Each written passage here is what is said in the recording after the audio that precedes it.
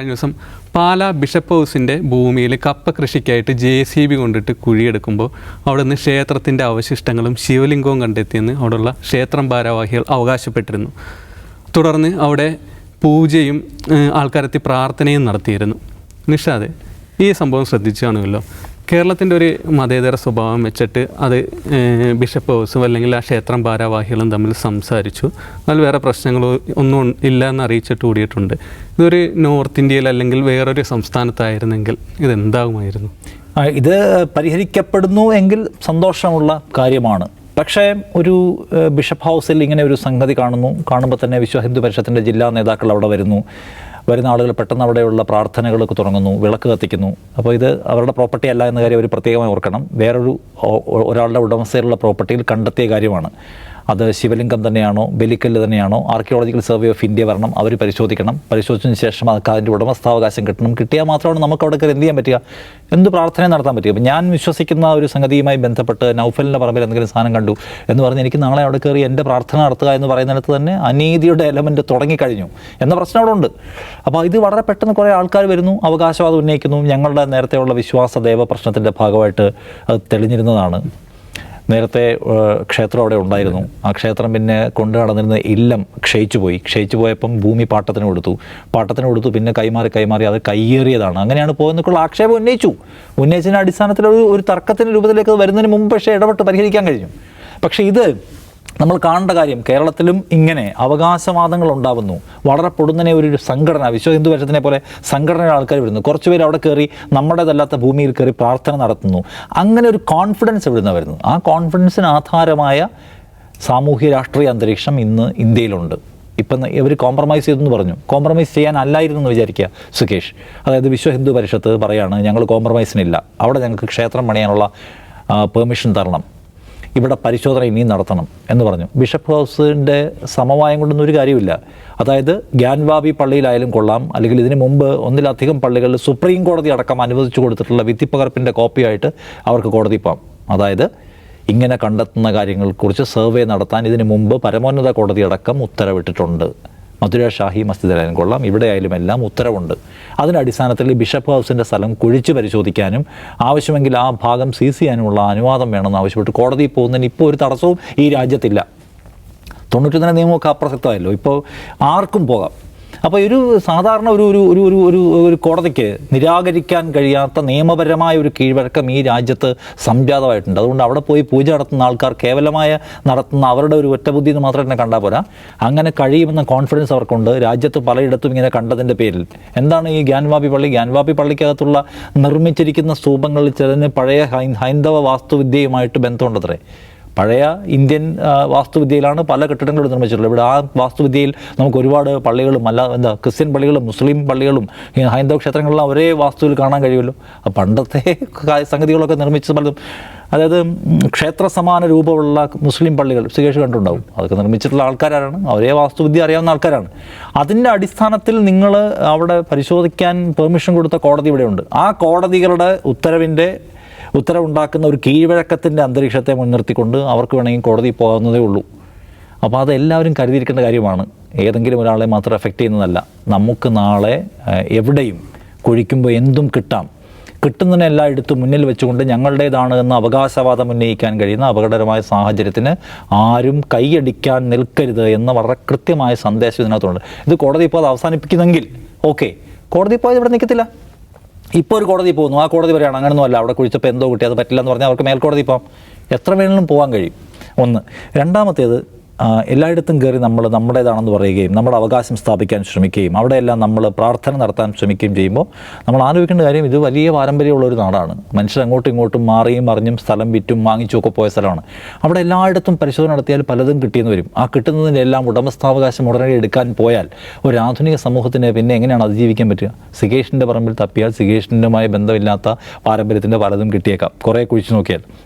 അതോടുകൂടി സിഗേഷിന് ആ പറമ്പിൽ അവകാശം ഇല്ലാതാവുന്നു, പുറത്തുനിന്ന് വരുന്നവർക്ക് കയറി അവിടെ എന്തും ചെയ്യാം എന്ന് പറയുന്ന പ്രശ്നം ഉണ്ടാവുന്നത്, എന്ന കീഴ്വഴക്കം ഉണ്ടാകുന്നത് അപകടമാണ്. അപ്പോൾ ഈ ഇൻസിഡൻറ്റിനെ മുൻനിർത്തി എല്ലാവരും ആലോചിക്കേണ്ട കാര്യം അതാണ്. ഈ രാജ്യത്ത് കുഴപ്പം പിടിച്ചൊരു സിറ്റുവേഷനുണ്ട്. ആ സിറ്റുവേഷനെ ഒപ്പിച്ച് വലുതാക്കാൻ കഴിയുമായിരുന്ന ഒന്നായിരുന്നു ഇത്. ഇപ്പോൾ വേണമെങ്കിലും ആർക്കും തീരുമാനിച്ചാൽ വലുതാക്കാവുന്നേ ഉള്ളൂ. ഏതൊരു സ്വകാര്യ വ്യക്തിക്കും കേസ് കൊടുക്കുക. ഒരു വക്കീലാണ് കേസ് കൊടുത്തത് നോർത്ത് ഇന്ത്യയിലെ അമ്പലങ്ങളുമായി ബന്ധപ്പെട്ട്, മധുര മസ്ജിദൊക്കെ ആയിട്ട് ബന്ധപ്പെട്ട്. ഇപ്പോൾ എന്താണ്, ആ 5 പേരെ വെടിവെച്ച് വന്ന പള്ളിയുടെ സർവേ ഉണ്ടല്ലോ, ആ സർവേയിൽ ഒരു വക്കീലാണ് കേസ് കൊടുത്തിരിക്കുന്നത്. അപ്പോൾ ആർക്കും വഷളാക്കാൻ കഴിയുന്ന ഒരു സാഹചര്യമാണെന്നതിന് പ്രത്യേകം ഓർക്കണം. പിന്നെ ഒന്ന് എന്താണ്, കേരളത്തിന് അങ്ങനെ ചില ചരിത്രങ്ങളുണ്ട്. നമുക്ക് നിലയ്ക്കൽ സമരത്തിൻ്റെ ചരിത്രം അറിയാം. നിലയ്ക്കൽ സമരം എന്ന് വെച്ചാൽ ഒരു കുരിശ് മാന്തിയപ്പോൾ കണ്ടു എന്ന് പറഞ്ഞിട്ട് അവിടെ പള്ളി നിർമ്മിക്കണമെന്ന് ആവശ്യപ്പെടുന്നു കുറേ പേർ, ഒരു പ്രത്യേക നിക്ഷിപ്ത താല്പര്യക്കാർ. അത് വലിയ പ്രശ്നമായിട്ട് മാറുന്നു. കേരളത്തെ പിടിച്ചൊലച്ച ഒരു വർഷക്കാലം എന്ന് ഓർക്കണം. നിലയ്ക്കൽ സമരത്തിൻ്റെ പേരിൽ സംഘപരിവാറിൽ നായകരായിട്ടുള്ള ആൾക്കാർ പോലും ഉണ്ട്. കുമ്മൻ രാജശേഖരനെ പോലെ ആൾക്കാരൊക്കെ ഉയർന്നു വരുന്നത് അതുവഴിയാണ്. അപ്പോൾ അത് കേരളം പോലൊരു സ്ഥലത്ത് അത് ഉണ്ടാക്കാൻ പോകുന്ന അതിൻ്റെ ഒരു ആ മതനിരപേക്ഷ സ്ട്രക്ചർ ഉണ്ടാക്കാൻ കൊടുക്കാൻ പോകുന്ന ആഘാതം ആ നിലയ്ക്ക് വലുതായിരിക്കും. എനിവേ ഇത് പരിഹരിക്കപ്പെടുന്നെങ്കിൽ അത്രയും നല്ല കാര്യം. ഇത് കാണും വലിയ പ്രശ്നമാവുമെന്ന് ഭയപ്പെട്ട ഒരു സംഘത്തെ കണ്ടു. കാസ എങ്ങനെങ്കിലും ഒന്ന് സംഗതികൾ ഒപ്പിച്ചുകൊണ്ട് വരുമ്പോൾ ഈ ഹിന്ദുത്വ സംഘടനകളുമായി തെറ്റിപ്പോവേണ്ടി വരുമോ എന്ന് ഭയപ്പെട്ട് ആകപ്പാടെ വിഹ്വലതയുമായി ഓടി നടക്കുന്നു കാസ. അതൊരു കൗതുക കാഴ്ചയാണ്. നൗഫലെ, ഇതിലിപ്പോൾ ഒരു വശത്ത് പാല അല്ലെങ്കിൽ ഈ അരമന അല്ലെ ക്രൈസ്തവ വിഭാഗം, മറുവശത്ത് ക്ഷേത്രം അല്ലെ ഹിന്ദു സമൂഹം, ഇങ്ങനെ ഒരു വിഭജിച്ച് കാണാൻ പറ്റുന്ന ഒരു സാമൂഹിക അന്തരീക്ഷം കൂടിയിട്ട് ഇതിൻ്റെ പിന്നിലുണ്ട്. ഇത്തരം വാർത്തകൾ വരുമ്പോഴത്തേക്ക് അതിങ്ങനെ സജീവ ചർച്ചയാകുന്നു. അതിൻ്റെ അകത്ത് 2 വിഭാഗങ്ങൾ തമ്മിൽ അങ്ങോട്ടും ഇങ്ങോട്ടും വാക്പോരുകൾ ഉണ്ടാകുന്നു. അങ്ങനെ ഒരു സാഹചര്യം നിലവിൽ ഇന്ത്യയിലുണ്ട്. കേരളത്തിനെ അങ്ങനെ കൂടിയിട്ട് കാണേണ്ടി വരുമോ? ശ്രീകേഷ്, ഇതിപ്പം 2 വിഭാഗങ്ങൾ തമ്മിൽ സംഘർഷത്തിന് സാധ്യതയുള്ളൊരു വിഷയമാണ്. പക്ഷേ അങ്ങനെ ഒന്നും ഇതുവരെ ഉണ്ടായില്ല എന്നുള്ളത് വളരെ ആശ്വാസകരമാണ്. ഇത് അങ്ങനെ അങ്ങ് അവസാനിച്ചു പോകുന്നു, പ്രശ്നം 2 കൂട്ടർക്കും പ്രശ്നമില്ലാതെ അങ്ങനെ അവസാനിച്ചു പോവുകയാണെങ്കിൽ വളരെ നല്ല കാര്യം. അങ്ങനെ തന്നെയാണ് വേണ്ടതും. പക്ഷേ ഇതിൽ വേറെ ചില കാര്യങ്ങളുണ്ടല്ലോ. ഇപ്പോൾ നിഷാദ് സൂചിപ്പിച്ചതുപോലെ ഈ ഓരോ സ്ഥലത്തിനും ചില അവകാശവാദികൾ വരിക, അവകാശവാദം ഉന്നയിക്കുക, അത് കോടതിയിലെത്തുക, അതിനിടയ്ക്ക് പ്രക്ഷോഭം ഉണ്ടാവുക, വെടിവെപ്പ് ഉണ്ടാവുക, 5 ആൾക്കാർ മരിക്കുക, ഇങ്ങനെയൊക്കെയുള്ള അവസ്ഥ ഇന്ത്യയിലുണ്ടല്ലോ. നമ്മളൊക്കെ ഇന്ത്യയിലാണല്ലോ ജീവിക്കുന്നത്. അതെവിടെയും സംഭവിക്കാമല്ലോ. അത് ഒരു ഭാഗത്ത് നിൽക്കുന്നു. ഈ കാര്യത്തിൽ തന്നെ ഇപ്പോൾ ഏറ്റവും ഒടുവിൽ നിഷാദ് സൂചിപ്പിച്ച കാസ, ഇപ്പോൾ ഈ ഒരു വിഷയം ഉണ്ടായിക്കഴിഞ്ഞാൽ സ്വാഭാവികമായും ഒരു പത്രക്കുറിപ്പ് ആരുടേതാണ് വരേണ്ടത്? പാലാ ബിഷപ്പിൻ്റെ ഒരു പത്രക്കുറിപ്പാണ് വരേണ്ടത്. ഇതുവരെ അങ്ങനെ ഒരു പത്രക്കുറിപ്പ് വന്നു?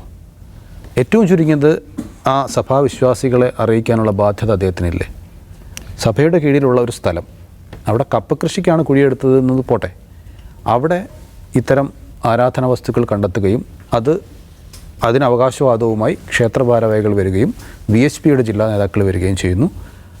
ആയിക്കോട്ടെ, നിങ്ങളത് എടുത്തോളൂ എന്ന് പറഞ്ഞ് ഞങ്ങൾ സമ്മതിച്ചു എന്നാണ് കാസ പറയുന്നത്. കാസയാണ് ബിഷപ്പിനെ ഉദ്ധരിച്ചുകൊണ്ട് ഈ കാര്യം നിങ്ങൾ പറയുന്നത്. പക്ഷെ ഒരിക്കലും ബിഷപ്പിൽ നിന്നോ മറ്റ് സഭാഭാരവാഹികളിൽ നിന്നോ ആരിൽ നിന്നും ഇത്തരമൊരു വാർത്താക്കുറിപ്പ് വന്നിട്ടില്ല ഇതുവരെ.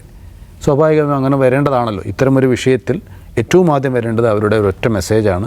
ആ മെസ്സേജിനനുസരിച്ച് വിശ്വാസികൾ തീരുമാനമെടുക്കുന്നു, ഞങ്ങൾക്ക് പ്രശ്നമില്ല, നിങ്ങളെടുത്തോളൂ, ഓക്കെ, അങ്ങനെയാണെങ്കിൽ എഗ്രീഡ്. ഇനി ഇത് കപ്പ കൃഷി നടത്താൻ പറ്റിയൊരു സ്ഥലത്താണ് ഇത് കണ്ടെത്തിയിരിക്കുന്നത്. നേരെ മറിച്ച് ഇതേ വിഗ്രഹം അവരുടെ അരമനയുടെ തൊട്ടു താഴെ അല്ലെങ്കിൽ അവരുടെ പള്ളിയുടെ തൊട്ടു താഴെയാണ് കണ്ടെത്തിയതെങ്കിൽ ഈ നിലപാടാണോ അവരെടുക്കുക? അല്ലല്ലോ. അവരത് മാറിയൊരു തീരുമാനത്തിലേക്കാണ് പോകുമെന്നുള്ള കാര്യത്തിൽ ഒരു സംശയവുമില്ല.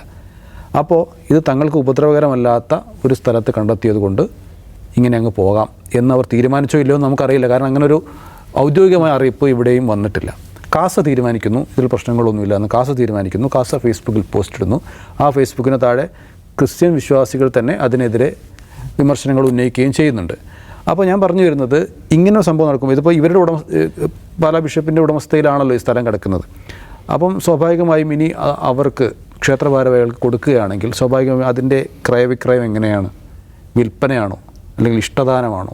എങ്ങനെയാണ് അതിൻ്റെ ഒരു ഡോക്യുമെൻ്റ് ആ രീതിയിൽ മാറ്റണമല്ലോ. അതെങ്ങനെയാണെന്നുള്ളതൊക്കെ കുറച്ച് കോംപ്ലിക്കേറ്റഡായ കാര്യങ്ങളായിരിക്കും. ഏതായാലും വിഷയം കത്താതെ ഇരു വിഭാഗങ്ങൾ തമ്മിൽ പ്രശ്നങ്ങളില്ലാതെ അവസാനിക്കുക തന്നെയാണ് വേണ്ടത്. പക്ഷേ ഭാവിയിലും ഇതുപോലുള്ള സംഭവങ്ങൾ എങ്ങനെയാണ് കൈകാര്യം ചെയ്യേണ്ടത് എന്നതിനൊരു സൂചകം കൂടിയായി ഈ വിഷയം മാറേണ്ടതുണ്ട്.